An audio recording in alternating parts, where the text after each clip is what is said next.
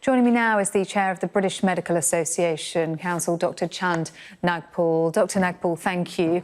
Just bring us up to date with what the picture looks like in our hospitals at the moment and their ability to cope as we head into Christmas and January, already a pinch point every year.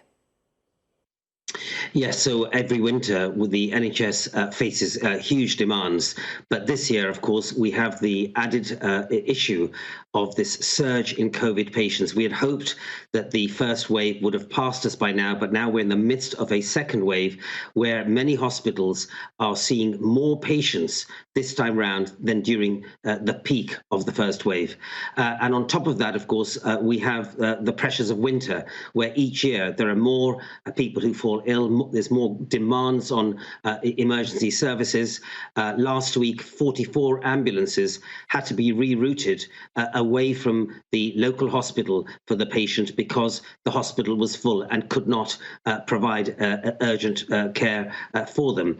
We've had 2 hospitals in London that have declared critical incidents and that occurs when the hospital feels it's not able to accommodate any more urgent or critical care patients. So we are under huge pressure, and of course the only way that the NHS will be supported is to bring down the rate of infection of COVID so that you can take away that extra dimension of pressure.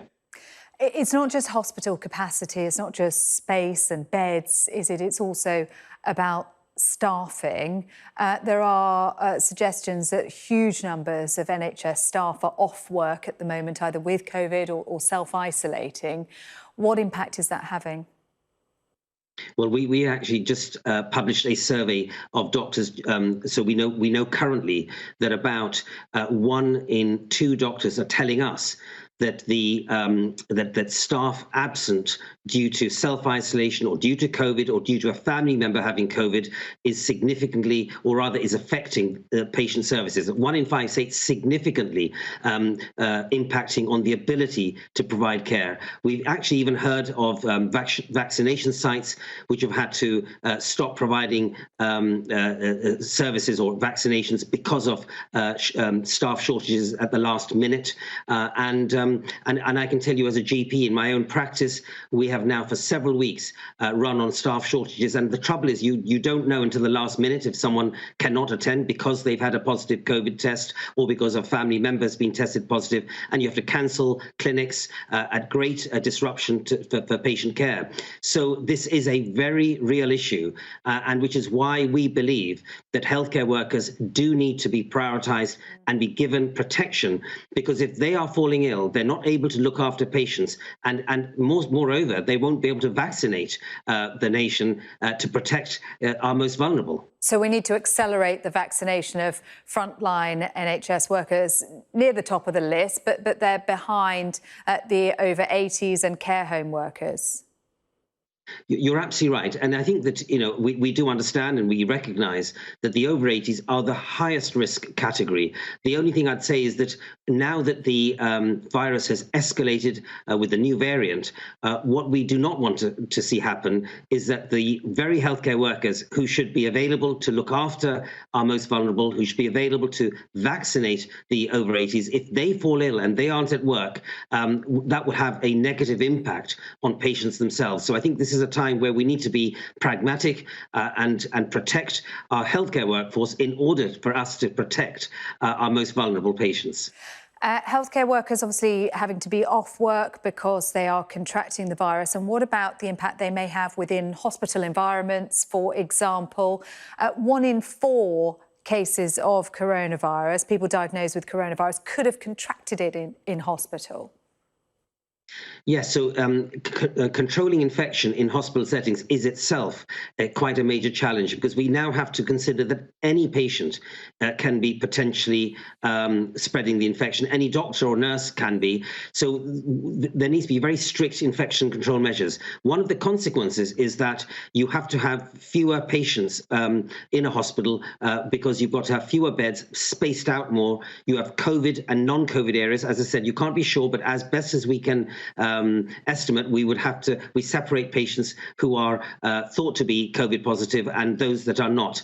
That means you've actually got fewer people in hospital now because of the logistics of that infection control. So you're absolutely right. This is a critically important area because you are seeing the mixing of people who are ill and with COVID with other patients. It's also a challenge, may I add, in general practices, because most GP practices have got waiting rooms that are in confined areas. They may not have adequate ventilation. And that's one of the reasons why you can't just allow the mixing of all different patients within a GP practice. And that's why patients are being seen by appointment, so that we don't have, for example, older elderly patients who are at risk with other medical conditions unwittingly being infected by other patients who may not have obvious symptoms.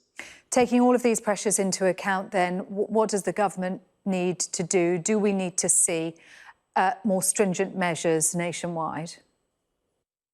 Yeah, so there's no doubt that the most important priority for government is to bring this infection rate down. We need to see fewer people in the community infected, and the only way to do that is through measures that reduce mixing between people and make sure that when people are mixing, they are wearing the right protection, they're spaced apart.